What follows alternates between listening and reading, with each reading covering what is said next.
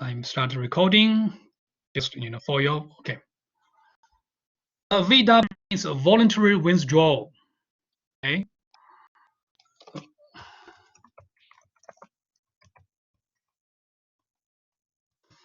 Voluntary withdrawal from the course, meaning that you have no trouble. I believe that November 4th to drop the course, so no penalty, nothing. But if in the end, let's say, finally you get a 0 for this course, then it's F, then you have trouble. That's why if you don't feel good, particularly if you think cheating will be caught, then you may consider VW. So this VW, that voluntary withdrawal from the course, like from this course or others. If you don't do good, usually this VW applies to students who didn't do good in the midterm, and then they can withdraw from the course without much, except they will have VW on their transcript. If you keep until the end, you get a 0. So VW is kind of protection, actually. You get a 0 for the class, then you have to withdraw from the program. That's why it's a different things. And we have a deadline for 2 and 8 class, since that will be early, I think October somewhere. You can change the section, change the course, no problem. But after a certain time, you cannot change anymore. You only have the VW options. Is it clear? After this? That's the one. Okay, if you don't have, let's go to. And also just want to remind you, the Google Doc is the one way actually I make it easy so that to give you some participation mark. Please, yeah. Okay, very good. So please try to use it and come to class so that you can get your participation mark. I want to remind you that your project mark will be affected depending on how many times you participate in class. Let's say we're going to check 12 times or 13 times. If you are not here at least 10 times, your project mark will be adjusted based on the percentage. We said that before. We say you only participate half of the class, you only get half of the grade from the project, no matter how others get it.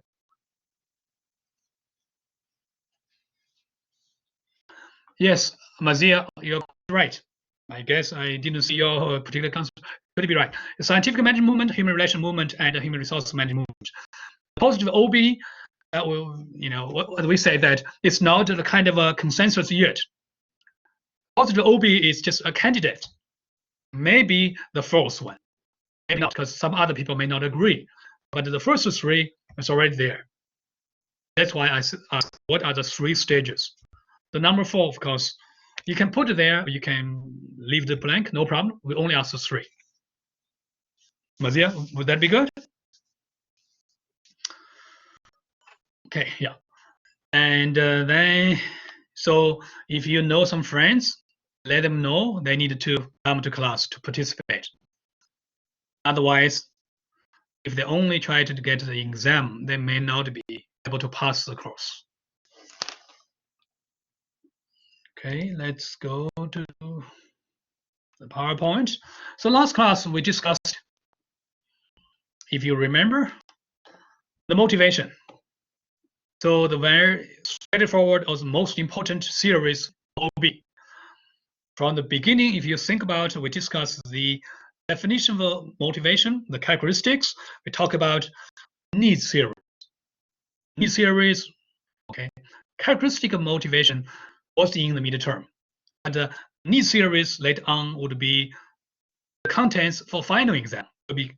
You see the difference. Need series talk about the hierarchy of need series, talk about ERG series, talk about McLennan need series.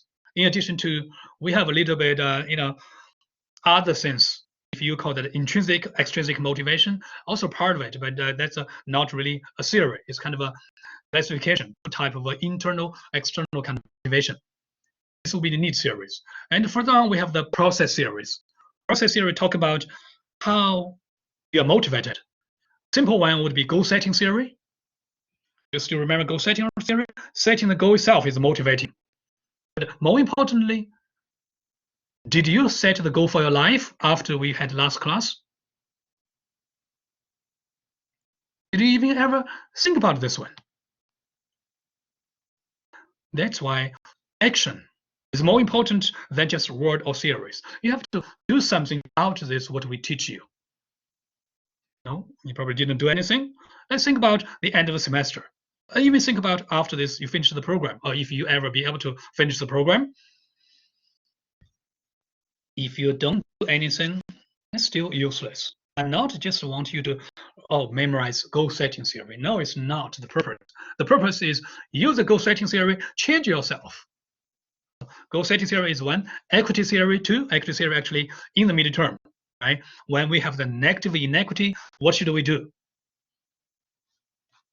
We did it in class, we wrote on the whiteboard.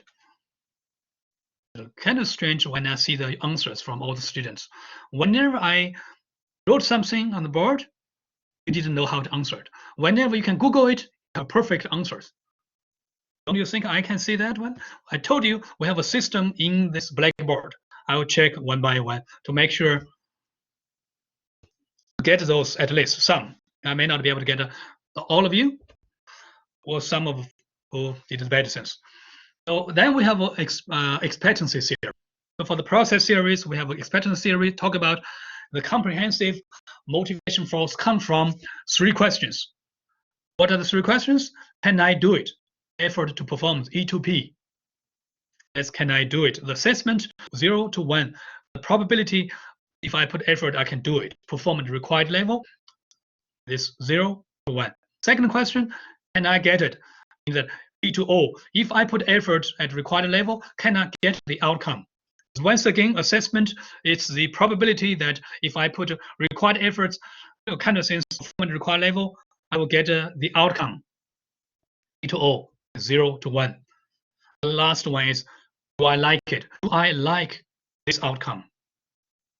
This would be valence, determined by the value, the size, the reward, and the equity part. You also need to know what are the different actions we can change. How do we boost? Let's see, ask you, how can we boost E to P? What are the things you think we can use boost E to P? Anybody?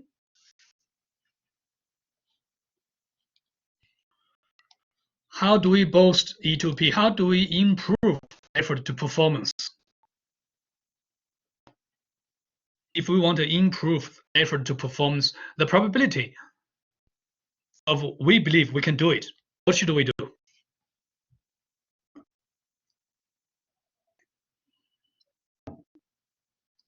OG training, very good. Training, that's the right one.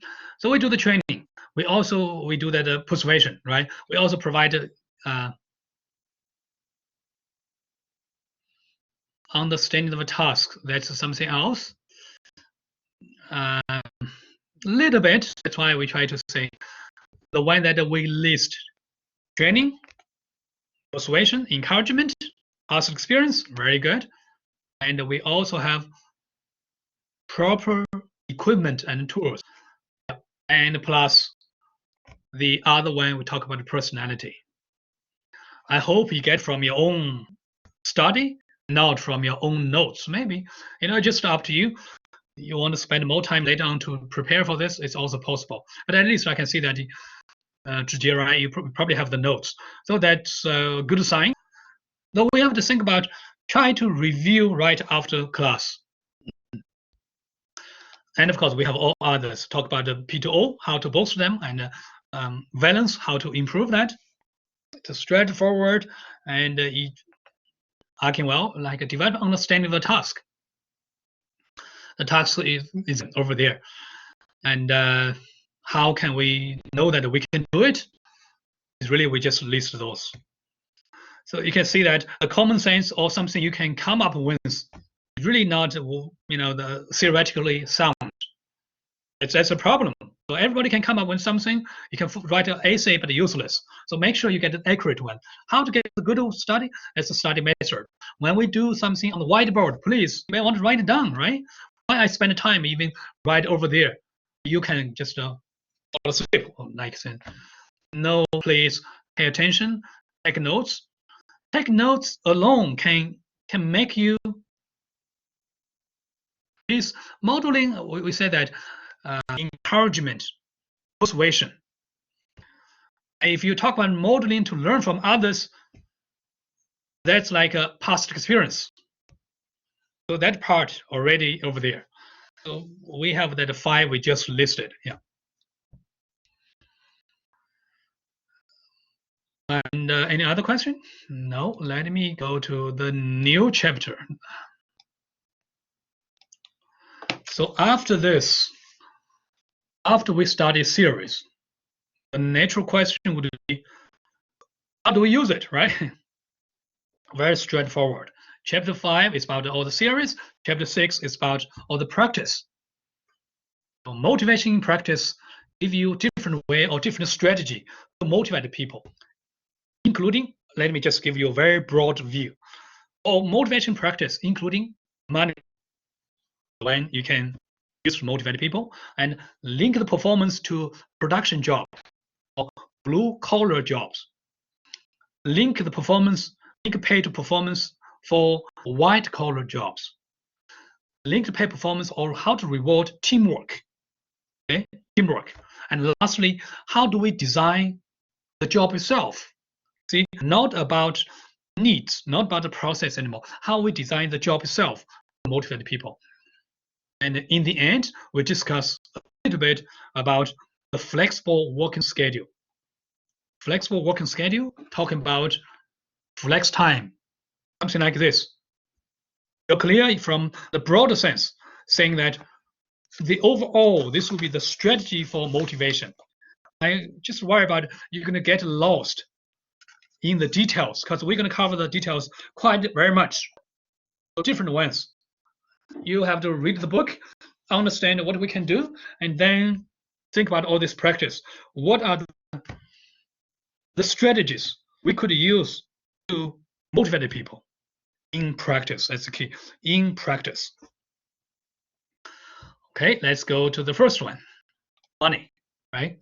So money is a motivator. How important pay for you? It's extremely important. And many employees and managers seriously underestimate the importance of pay as a motivator. It's a big trouble. Pay is really important. In particular, when we think about motivation, intrinsic, extrinsic. Is money intrinsic or extrinsic? We know? Anyone? OG, extrinsic, extrinsic, extrinsic. Okay. So it's interesting. I think we mentioned a little bit in the class whether money is intrinsic or extrinsic. First one, of course, money, if you think about where it's from outside, right? That would be the one that you believe is extrinsic. On the other hand, would be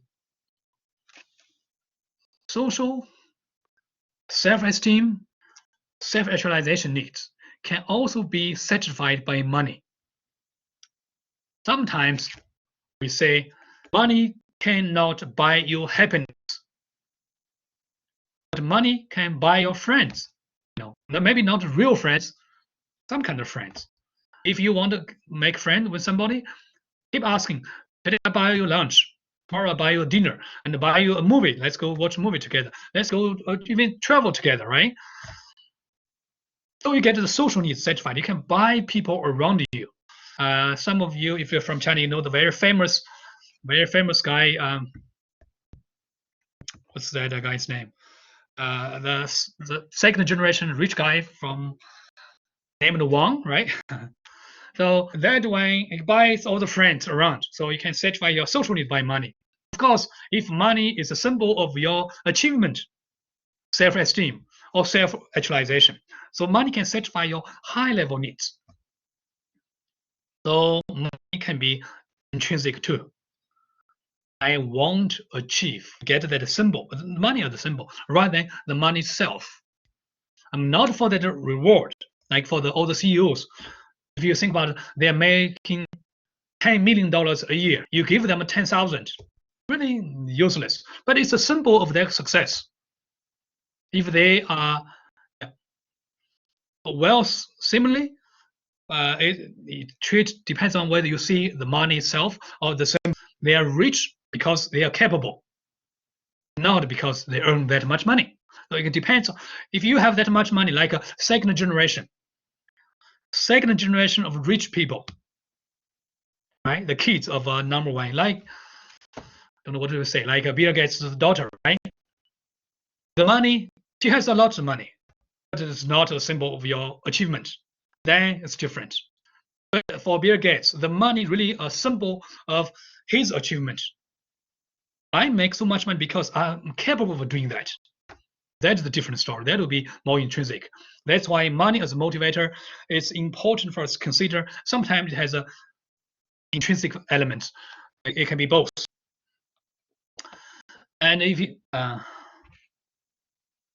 yeah, all about the perception, exactly. So it's all about the perception, so that we have to think about whether it satisfies your different level of needs. And to some, it's intrinsic. Some would be, for example, I hope so. Let's say, study, right? Study, you need to get something, right? Is it intrinsic or extrinsic for you? I hope you try to, obtain more knowledge by study. So it's really for your own, for the sheer interest in study, rather than for some external marks or other things. So intrinsic somehow is so hard to think about it's extrinsic. But extrinsic may be sometimes some intrinsic motivation. That's the relationship between these two. And money as a motivator, of course, is very important, both individual and team-based financial incentive. They found that it's very positive. But how do we use money to motivate the people? So the key would be, how do we link our pay to your performance? Right? That's the key for us to consider. Link pay to performance on production jobs. That's the first one. And in this one, we have we first time introduce, like officially, see the piece rate system. We talked about it so much, even in the scientific management movement, we talked about piece rate already. But officially, you can see that the piece rate refers to a pay system in which individual workers are paid a certain amount of money for each unit of production they complete. Very straightforward. So the prototype of all scheme to pay to performance is on this one. It's right. And we still use it right now. There's a lot of places who are using this. So it's very effective, very good. People think about, well, I want to earn on my wage. Hope you see this wording. So if you are using piece rate, most of the time you are earning wage. Nope, not merit system. We're going to come to that later on, Equin. So this wage incentive system is really about for every unit you produce, you're going to get a fixed amount of money. Is that straightforward, right? So it's a link between the pay and your performance. Then you just it's normal, right? People try to work harder and harder to get more and more, as long as they have that economic needs. But we see, first one, in reality, not as many organizations use wage incentive as you might expect, since it's so powerful. The reason would be like this. We have some problem with the wage incentive systems. The first one, lowered quality. If you care about the units, the quality suffers. It's very normal. You want to produce more and more. Why do I care about the quality? As long as sometimes you meet the minimum requirement for quality, that would be the entry level. Sometimes some would even produce defect products. Their production doesn't even meet the standard. That is the lowered quality. Second one, talk about differential opportunity. The differential opportunity is saying that when you try to produce as more as possible, the environment doesn't allow you to do so. If you are working in a big city and you are working in a country, that's two different areas. If we reward you based on how much you try to sell. Yes, go ahead.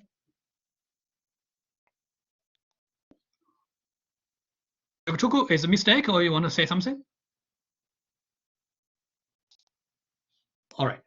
I assume that is a mistake, right?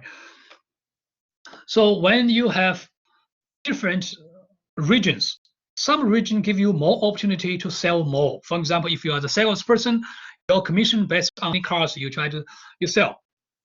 Then I would like to work in a big city. I can sell more cars. If you work in the country area, you probably cannot sell even a single one. That's why the differential opportunity, that's bad. If you use that one for wage incentive. The environment or the technology could be also different. If you work in this company and one plant and another plant, even though they use the same kind of a wage system, the other plant may not have that kind of technology. You cannot produce that much compared to this one. That's a differential opportunity. The third one, reduced cooperation. That is normal, right? You are focusing on your own rewards. You don't want to cooperate. OCB is gone. And in incompatible job design, many times, first of all, for example, if it's a team based, if we reward you based on something that you have to produce, the unit number of units, but your work is really just one unit, like a teamwork, for example. I cannot reward how many units you produce. It's the same unit. Everybody contribute something to it. Then the job design is not good. We cannot reward your unit. And last one, talk about the restriction of productivity. This one is even more serious because first one, think about this. If your pay is based on how much you produce, don't you worry about that. If you produce too much, you get too high pay. Your boss will reduce the rate. Have you ever think about that? So because that concern, you may have trouble. The faster you produce, the more likely your management will reduce the rate for each unit they pay you.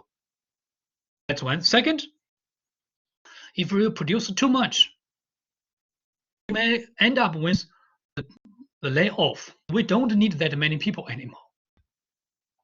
See the reason?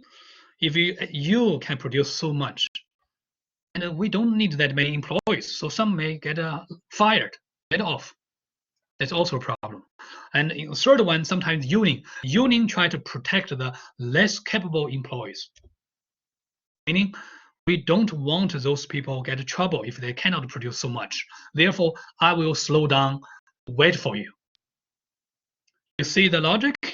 So for this restriction productive thing, that first one, we worry about that the management may change the rate. We worry about that, we may lead to job layoff. Third one, we may worry about that, or some employees are not your friends, for example. If your friends cannot produce so much, you may want to slow down a little bit. Otherwise, he or she may be in trouble. So that will be restriction productivity. And because these 5 problems, the wage incentives are not widely, or at least so extensively used. So let's go to the next one. The second type of job would be white-collar jobs. White-collar means that people sitting in the office, like managers or even secretaries. So if you want to reward secretary, what should you do? They are there to writing reports, to check phone calls, to do things. Do you want to reward them based on how many calls they received? It's not possible, right? It's not in their control. They cannot do very much. They may not get one single call a day. So you give them 0? Of course, cannot. So these white-collar jobs, you have to think about how to reward for their performance. And the performance is not based on the unit of production. Instead, it's based on performance review, based on your manager's performance review. Meaning that we cannot just count how many units they produce anymore. Instead, we should give them performance review every year. Say, you're doing very good, excellent, outstanding, or very poor. We have let you go, the kind of things. The performance review is called merit system.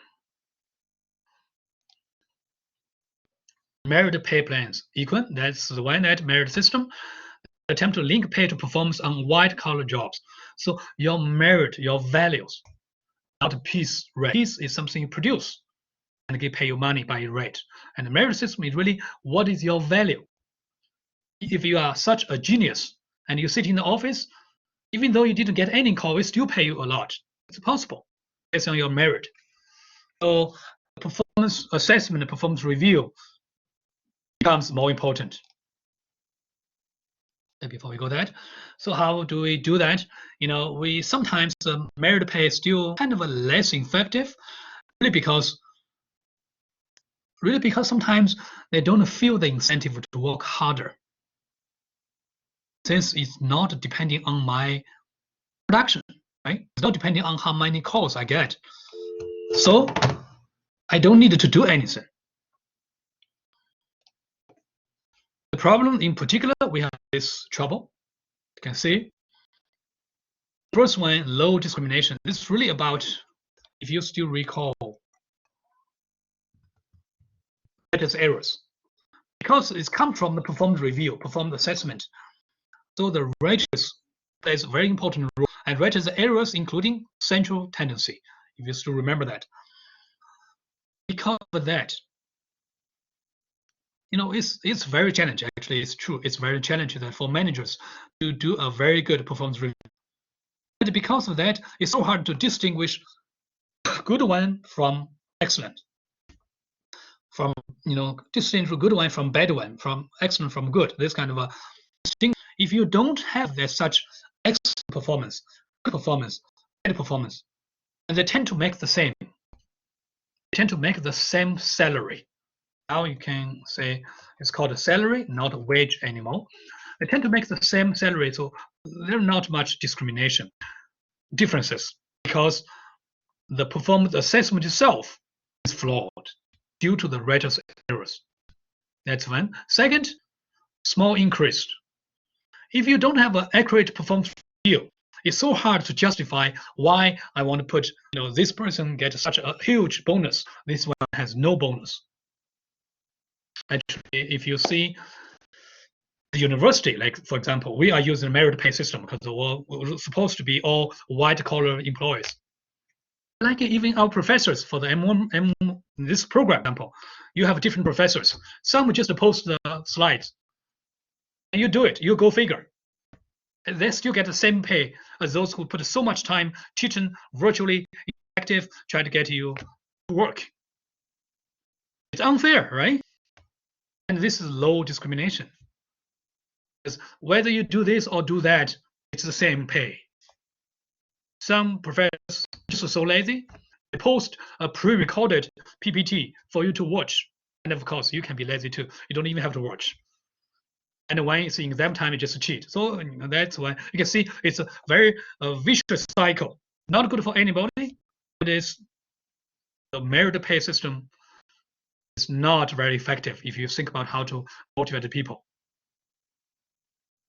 In addition to that, we also have the pay secrecy. Pay secrecy that in organization, we all, we probably all have that issue. Not quite sure whether you're in Canada, in US, or in your home country. The privacy issue is a big concern. Therefore, here, you cannot ask how much you paid. You cannot ask their salary. Not like in your home country, like Equin. The first thing you ask would be, what's your salary? Right? Like, I don't know whether India or Bangladesh, but in China, the first question they will ask, oh, what's your salary? Sounds so close. No, if you are asking here, you get a big trouble. So that's why we teach you Canadian way. You want to come here, you have to learn the right thing. And the Canadian way also includes do not cheat. I hope you understand this one. So the privacy is so big concern here, and nobody should ask a salary about others. Do not ask others' salary, others' age, others' marriage status. Do not ask lots of things. So this would be the privacy issue here. Pay secrecy is relevant to that.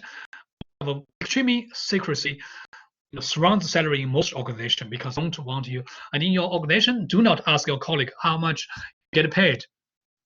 That's a stupid, dumb question. Okay?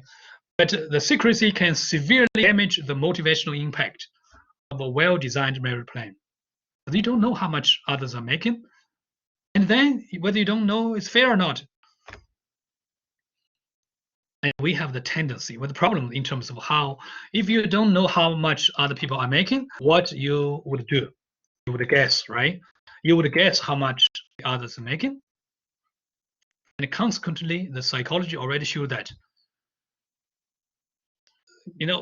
when you guess, we tend to overestimate our subordinates or our peers' salary. We tend to underestimate how much our bosses, our managers are making. That's a tendency. We tend to overestimate our subordinates' salary. We tend to underestimate our boss's salary, our supervisor's salary. Remember that when I asked you, how much do you think the top CEO are making in Canada? You always underestimate how much they're making. That's kind of a tendency.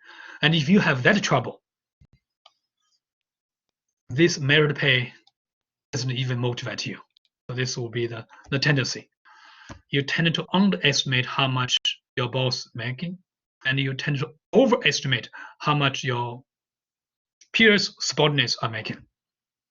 When this error, you cannot do very much, right?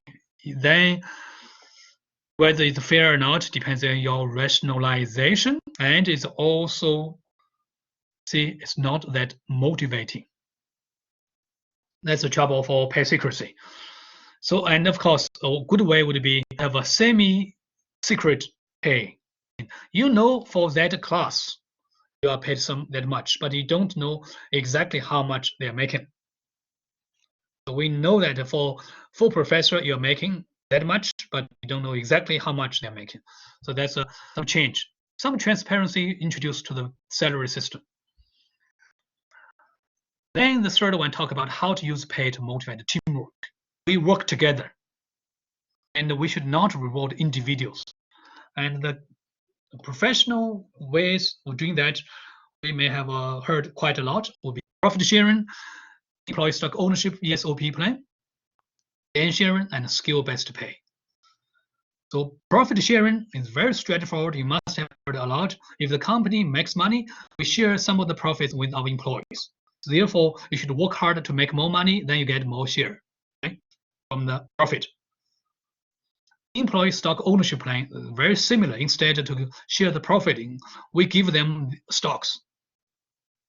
Employee buy the stock, so you become the owner of the company, and the more value the company becomes, you get more value from the stocks. So that is the one that employee stock ownership plan, and both is kind of incentive, but you have to be careful with the condition for these two plans. Profit sharing and employee stock ownership plan really depends on your effort and the final results, the final performance of the company. If you can see the performance of the company is depending on your own effort, then you are more likely to do it. Otherwise, you will not, because the profit will not change no matter how hard you try. Then you have no incentive to work on anything. That's why these two have condition on the link between your efforts and the final performance. And consequently, this most like work for smaller company, meaning that for smaller company, they are more likely to see the consequences of your efforts. You see the link. If it's a huge company, like you work for Google, you work for Apple, for example, you don't see your effort and the final results. You may not be motivated for that. And in addition to that, these two also need to have a relatively stable economic environment. If you think about now, this pandemic time, no matter how hard you try, there'll be no profit for the company. No matter how hard you try, the stock price just doesn't go up. Then these two will not work. See the conditions. And the third one is gain sharing. Gain sharing, compared to the previous one, profit sharing or employee stock ownership plan, it really works for the company who are profit centers. that the company are making money, the profit centers. But how about for many company, cost centers? What is cost center? Cost center means that you work, you operate, but you provide your products or semi-product to another company, not selling, because you belong to the big company. So we have a lot of international subsidiary. I'm not making money because I didn't sell my product. Instead, I just supply my final product to another company who treat my final product as input. There are no profits. What can we do? This gain sharing is for that scenario. It's called cost 7. Instead of focus on how much money we are making as profit, we focus on how much cost we have saved in the past year. For example, you produce 1 million cups, cost you $5 million. And this year, it's only cost you $4 million. Now you have $1 million saved cost. What can we do with this 1 million? We split half. Employees get half of this 1 million. Company get the half of the million. So the cost you saved will be split between you and the company.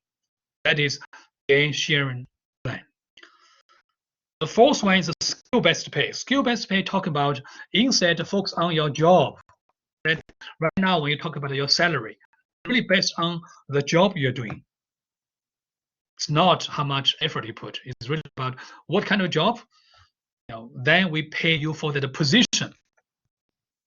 According to the position you're doing, the job you're doing, we pay you. But this is sometimes not good because you are in that position, you may not do anything, right? If we want you to be innovative, entrepreneurial kind of a company, what should we do? We may think about the skills. We want you to have more skills. The more skill you learn, the more pay you will get. That is a skill-based pay. This is particularly effective for entrepreneurial company that we need people to be together with more skills so that we're more likely to produce innovations. So that is a skill-based pay. Any questions for this? It's 4 types of pay plans to motivate teamwork. Profit sharing, employee ownership, stock ownership plan, and gain sharing plan, plus skill-based pay. Any question for this? If you don't, we see the job design a little bit. Job design really is something against scientific management movement.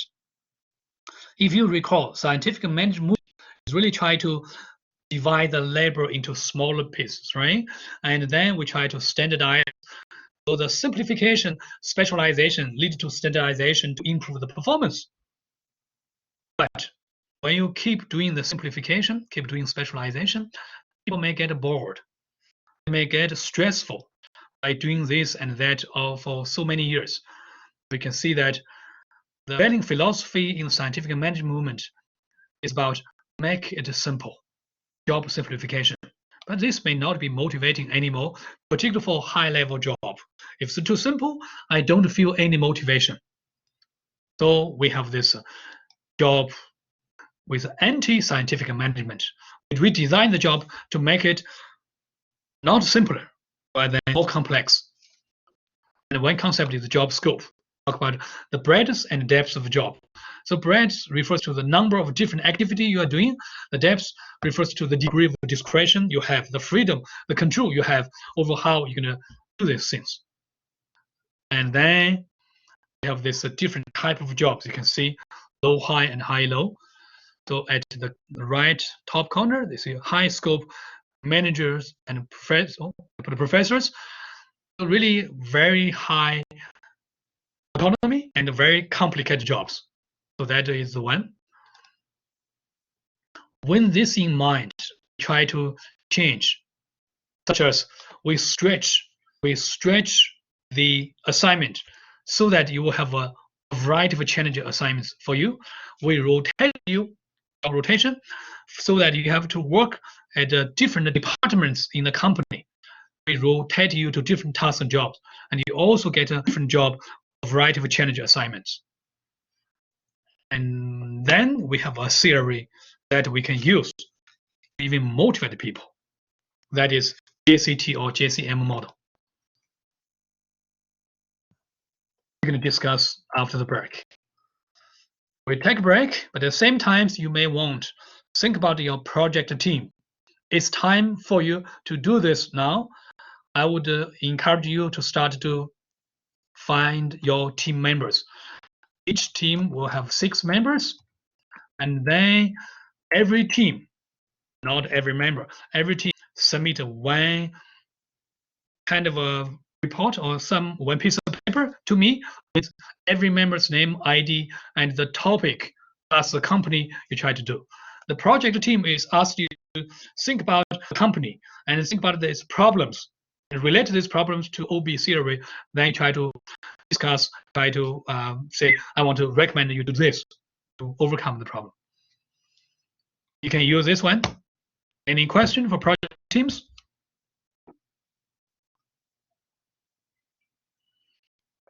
Okay, if you don't, let's take a break and we'll come back in 10 minutes.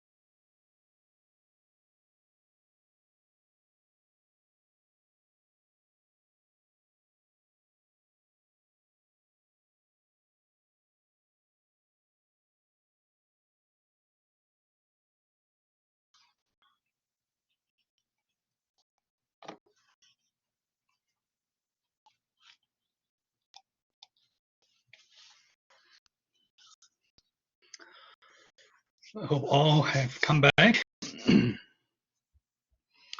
So did you try anything to do your project team? I hope you already have 5 members, 6 members. And of course, the earlier the better. So we need to have the list as soon as possible so that you can start. Otherwise, you will not start. That's the problem. That's 1 second. We always try to approve the topic.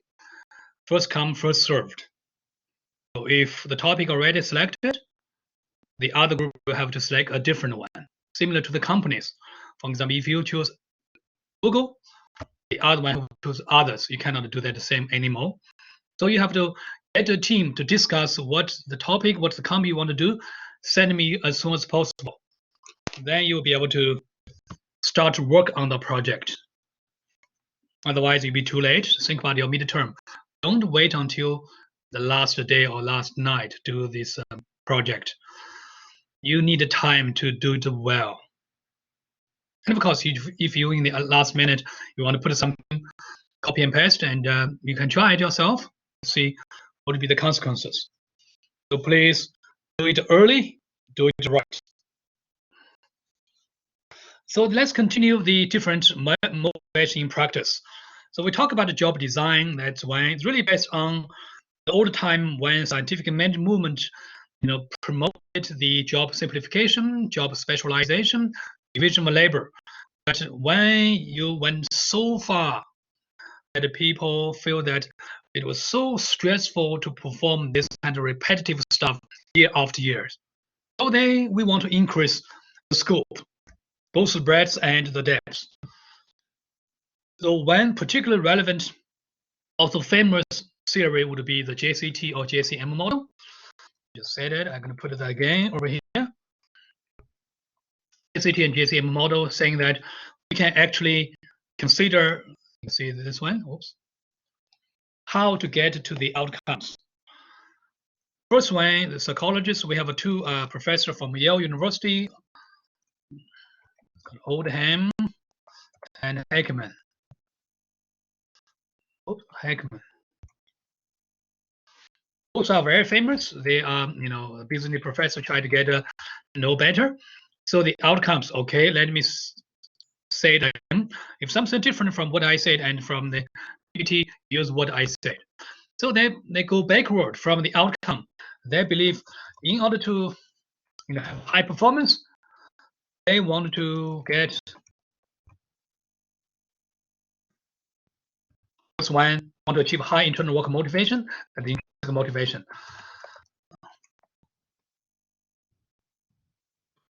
High work performance, high job satisfaction, and then low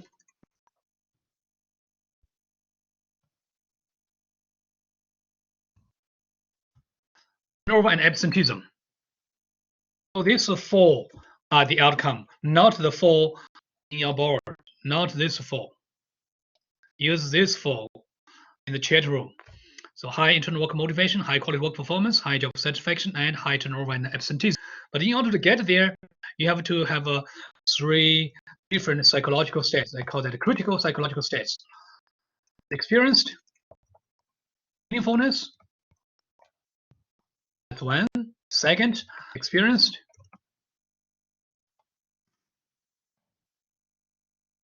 responsibility is psychological state. You feel this way. And also you have knowledge, actual results. Knowledge of the actual results. And in order to get here, now it's got the key. What we call job dimensions. 5, what are they? You can see that skill variety. I'm not going to write this more. Skill variety, task identity, task significance, and autonomy, plus feedback from job. Task variety talk about to what extent skill variety. So you need to use different skills to perform this task. That's a skill variety. Task identity saying that to what extent the task is identifiable. Task significance talk about to what extent the task is important on others' life, for example, or work. Autonomy is the freedom you have To what extent you can decide what to do, what materials you want to use, what procedure you want to follow to work on this job. And then finally, the feedback from the job.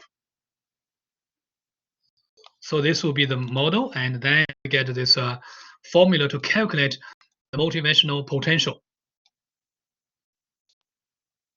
It's a motivational potential score, the skill variety, task identity plus task significance divided by 3 together as one element, then autonomy, another, feedback. Similarly, you can see that it's a product. It's a product, meaning that any element is 0, then it will be 0. If autonomy is 0, then there'll be no potential to motivate people. And if feedback is 0, there's no potential. It's 0 is to 0 overall. But this theory is here. The key, of course, is to understand what we can do in order to make the job motivating. This is the key, job enrichment. So job enrichment is based on the JCT model. It's part of JCT to increase a motivational, the characteristic of a job. Rearrange the job so that it will be more motivational. Let me share, and once again, let me share this job enrichment.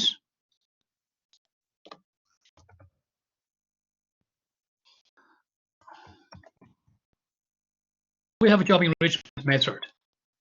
What are the different methods? Combining tasks.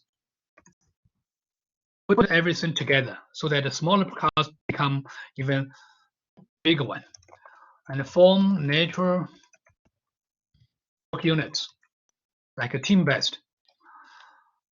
What is called a nature? Nature meaning that based on internal logic, you have some interrelationship, internal logic. We form the teams, and then establish a client relationship.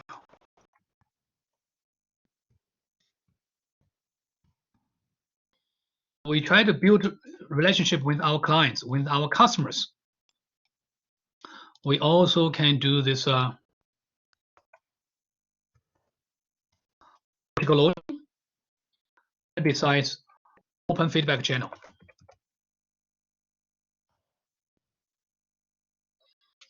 We have these 5 different methods for job enrichment. And of course, use this method would be able to change the job and to improve the motivational potential. The key for you is to understand each of this method can change what? Like combining task, what is its impact? First one will increase skill variety. Second one, it will increase task identity. Meaning that when you put a job together, you need different skills to work on that. You also more like to know what you are doing, the task. And a form network unit, that will be task identity, because you already work as a team on something. This task identity is more like to be improved, and the task significance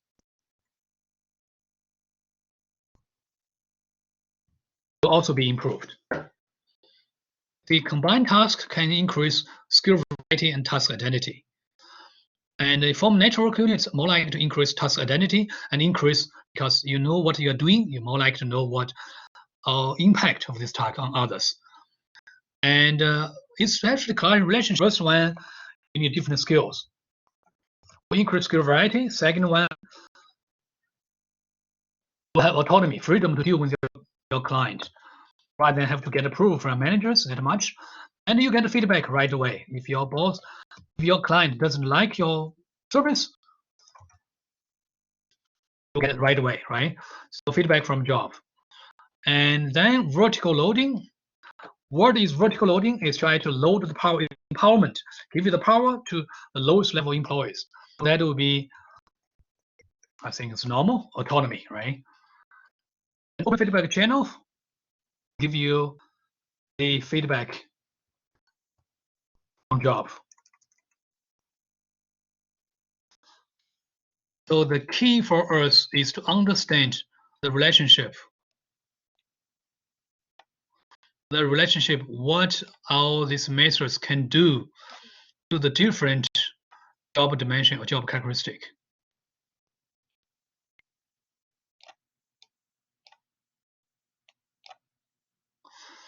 So this will be the different relationship between combined task. You're going to get a skill variety, task identity, form network unit, task identity, task significance.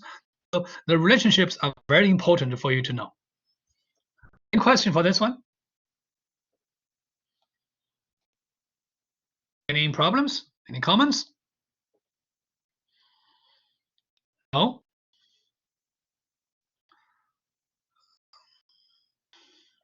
Mazia, are you there? Do you have any questions?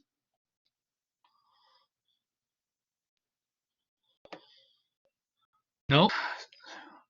Okay, I mean, just any question, any sense, because I'm going to close this one right away so you don't see it anymore. No problem, right? Okay, very good.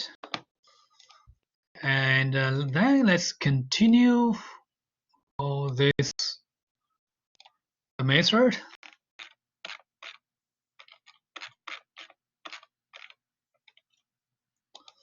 So this is job enrichment. We just said job enrichment is different in this slides. So you should use the one that I just discussed. And for this one, we have some good sense because this job redesign, job enrichment doesn't consider how we receive. It's just to change the job.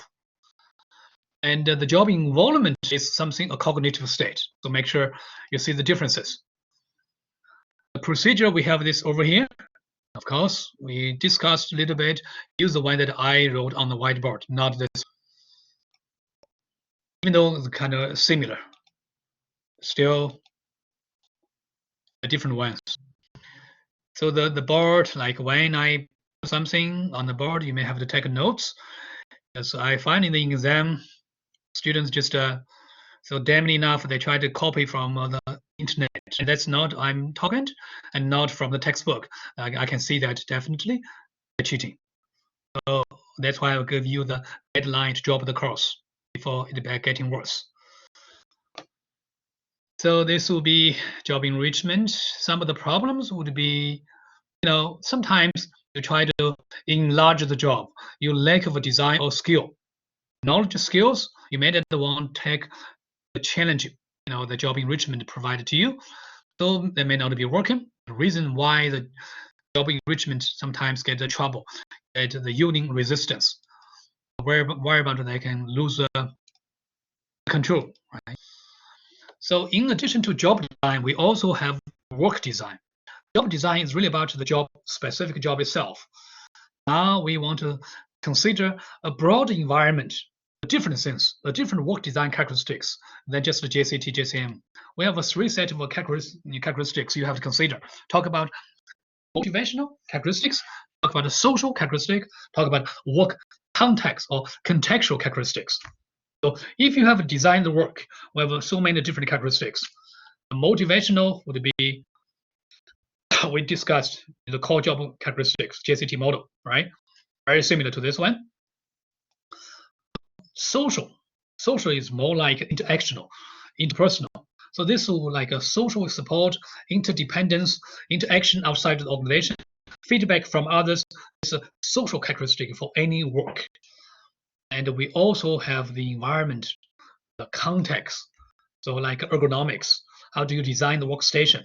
Physical demands, working condition, and equipment use, etc. It's all about the context characteristics. So with this together, we can design different things. For example, this one, relational job design. This is the relational approach to design the job so that we are more, like or make it more possible for you to connect and interact with other people to build a relationship. This is relational job design. So the basic idea is to motivate employees to make a difference in others' lives because you are interacting. So that's a relational architecture of jobs. And you can see that this can be done by designing the job so that employee have opportunity to interact and communicate with others. is relational. Research found that a redesigned job to emphasize relational aspect definitely improve the motivation and the performance. And further on the new development, just know this one, this job crafting not really that important. So job crafting involves self-initiated change. The employee make their job demands. You try to do it yourself to improve the fit or match between the job characteristics and your own ability and needs. Change a little bit so that it have better fit, like increase social job resources, structure resources, job demands, and reduce those barriers.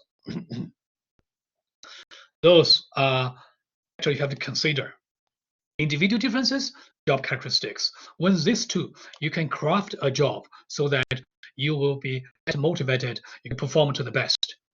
That's a job crafting. Said it's just some for your own information, not particularly important. But the next one, so job design is one way to motivate people, one strategy.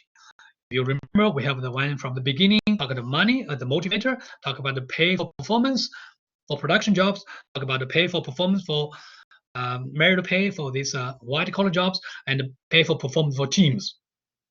And then we have the job design method. Plus, now we have a management by objective. Management by objective is based on the goal setting theory. If you still remember goal setting theory, but it was enhanced or developed by Peter Drucker. Hope you know this name. The management guru, almost one of the greatest management guru, just passed away 2 or 3 years ago. So managed by objective. Let's see. MBO. That's the one that we often shortened like MBO, management by objectives. It's very straightforward. What is MBO? We try to do the cascading. You cascade the objective from the top to the lower level until the floor employees to the lowest level, so that everybody knows what is their specific expectation. For example, if you want to increase your company's profit by 20%, it's very broad. What should we do? Use the MBO. You divide this one, you call all the vice president to say, for you, you have to do 2%, 2%, 2%. So there's a 10 VPs. If each improve by 2%, overall be 20%. And then keep going down until the floor employees understand what is their behavioral expectation.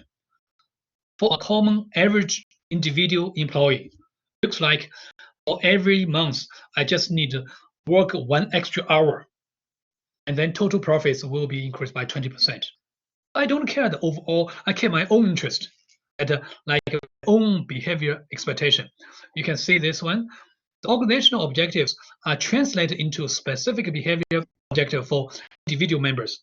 You know that if you finish this one, everybody else also finishes theirs, the total overall objective be achieved. That is the nature of MBO. That's the nature of how you can use goal setting to get there. You have to divide cascade.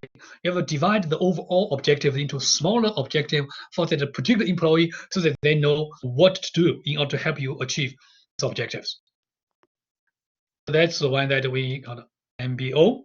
And the research evidence shows that in without productivity gains, when you have opportunity to overcome these problems or a little bit of the barriers, for example, commitment from top management and quality emphasis, a little bit of a long-term orientation, and plus more accurate performance review. So this will be the MBO method.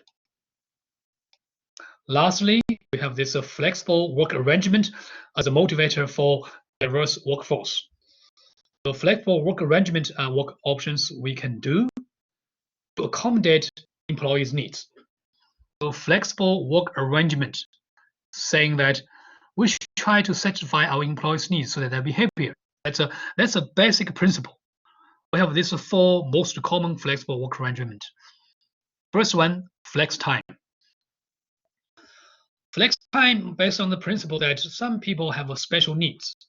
Like if you have, for example, if you have young kids, you need to send them to school before you can go to work.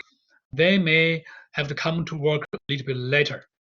Or if you have seniors who are in hospice, the rest of the kind of a caring service health center. So the seniors home, you need to go see them after work. So you may want to leave work a little bit earlier. And what can we do to accommodate this kind of needs? So the key would be, let's create some core business hour. For the company, 11 to 3 would be the core business hour. You must be here. But other than that, you can come a little bit early and leave early. And you can come a little bit later and leave later.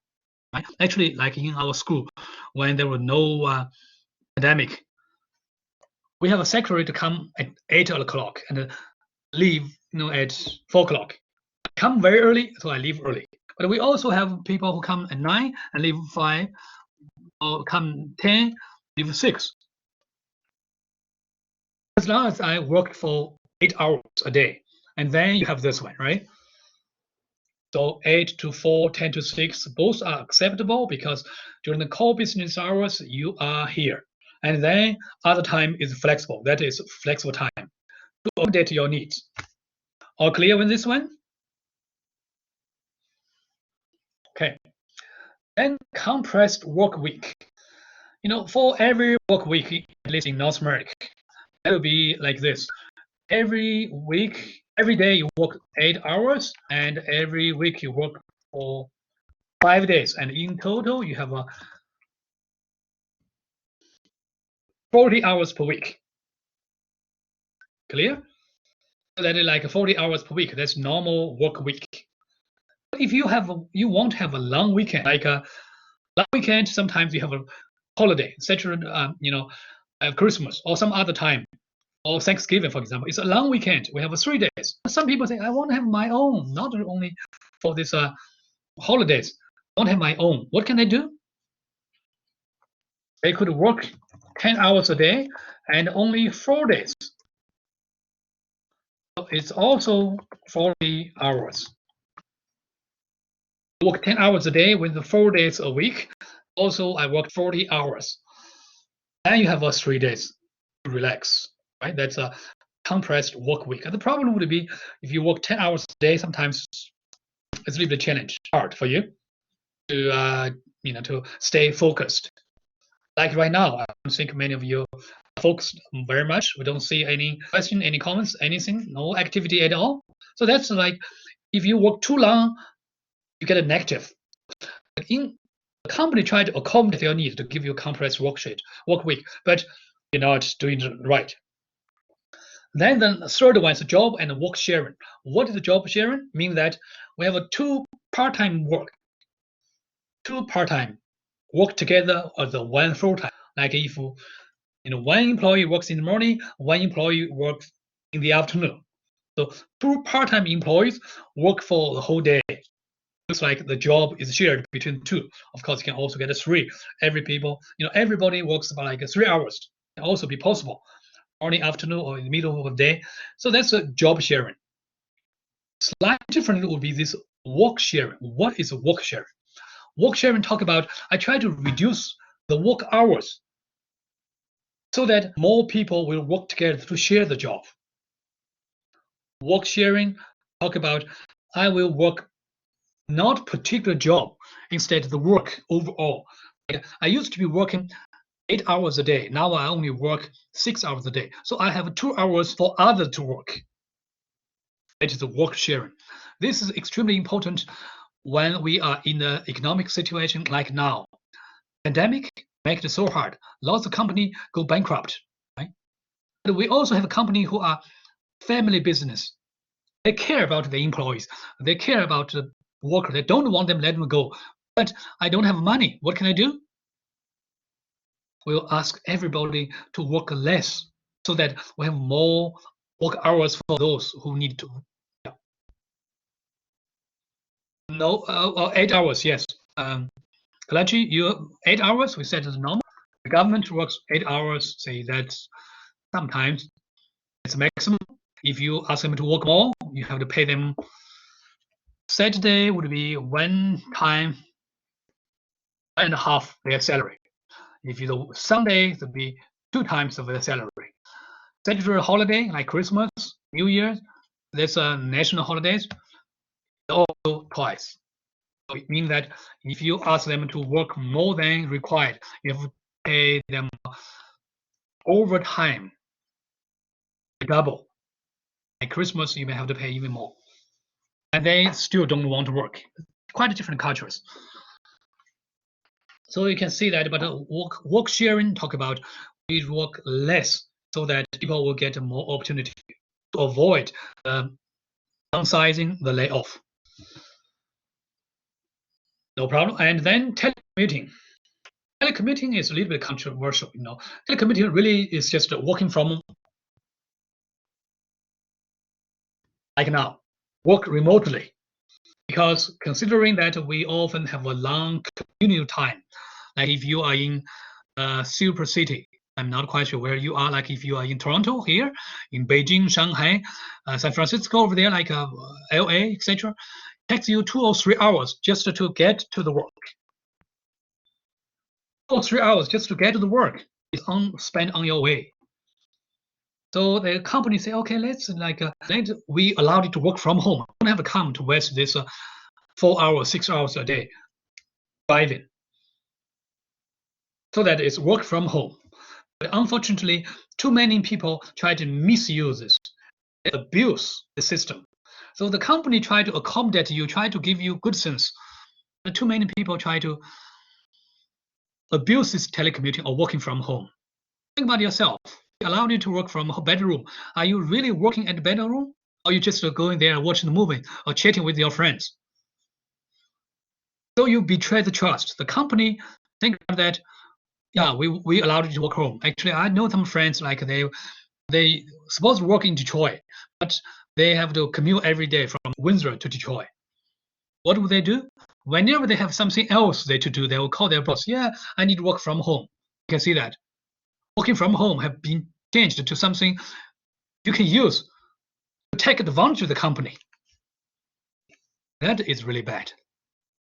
So I provide you extra time for the exam, and some people complain that I still have 3 minutes left. No, that 10 minutes is not supposed to be there. I only give you that so that you can get trouble with the internet to do other things. But then you can see it's so hard to accommodate to people. Once you give more, they keep asking more. That's the problem. And that's why the telecommuting may be taken back by the company. We allow you to work from home. You didn't work at all. There was too much distraction at home. You have a lot of problem when we are working in a virtual environment, because we cannot see what you are doing behind the screen. Talk about you're working from home, I trust you, and then find out that you actually go play hockey. Why we allowed you to work from home again? Right? Like in our case, we give you extra time. We give you 3 attempts. Some other people say, "Oh, I need extra time. I have 3 minutes left. I didn't finish, and then it's due." Yes, it's supposed to be even earlier. You take it for granted when you are treated well. Maybe you should get the punishment. So that's kind of sense. So we should punish you, but not giving you anything. Then you see that how to learn the hard way to deal with society. Not to complain about, yeah, I lost that part. You have to calculate your own. When you think about you ask a company to accommodate you, that is the one that you heard a lot at the beginning. When we say that our employees, our workers do not have the loyalty. We give you the opportunity to do something, we try to do something to you, they don't consider that. They just try to abuse the system, abuse this kind of a kindness. That's why I kind of feel bad at the beginning of the class. No matter how hard I try, you always try to abuse the goodies I give you, the kindness I showed to you. I could just do other professor, leave you to read yourself, and we put an exam. We could put one big paper. Then we don't even have to give you the chance to copy paste anymore. That's the honor system. And unfortunately,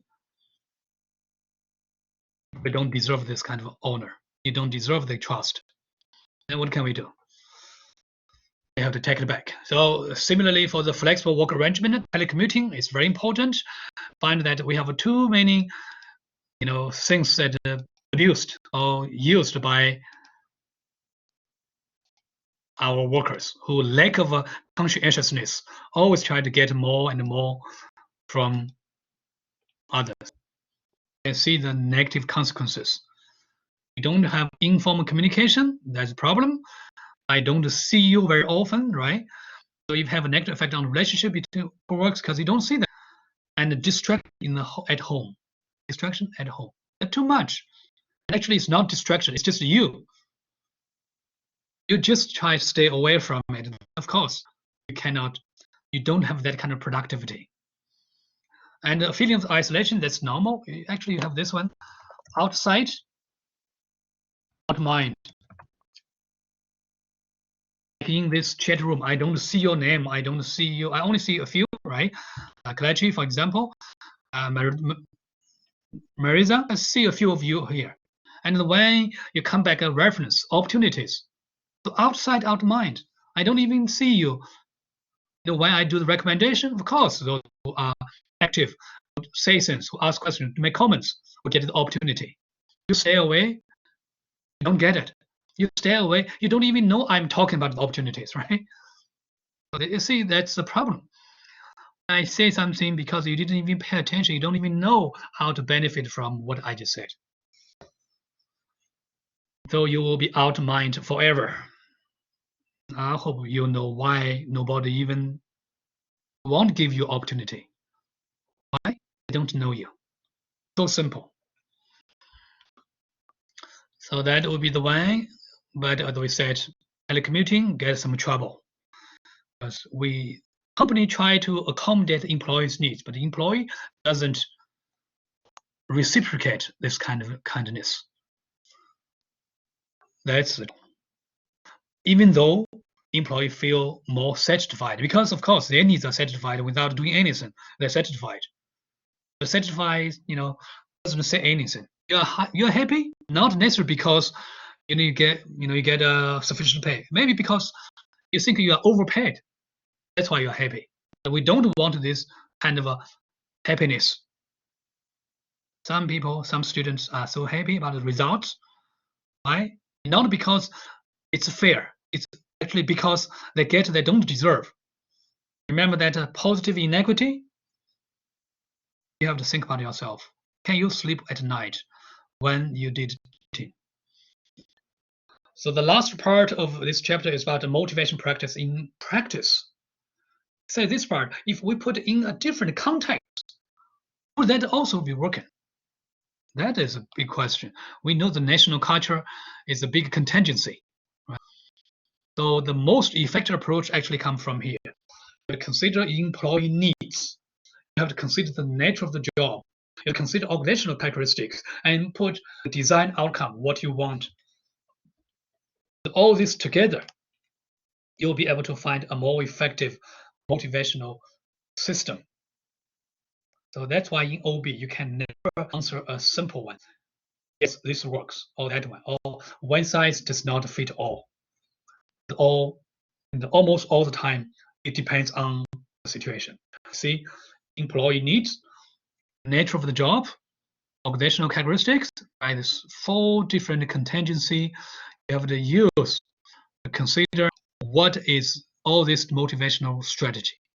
Individual pay plan, group pay plan, job design, MBO, and relational ones. So the flexible work schedules.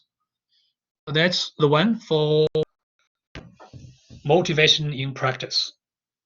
And this actually concludes the individual element of OB. So we talk about the perception, personality, value, cultures, talk about motivation practice. Next class, we start to discuss if we put you together, what would happen? So please try to form the team and send me your name, ID, topic, company as soon as possible. And and then we start to discuss the group interactions. Any questions? If you don't, I will let you go.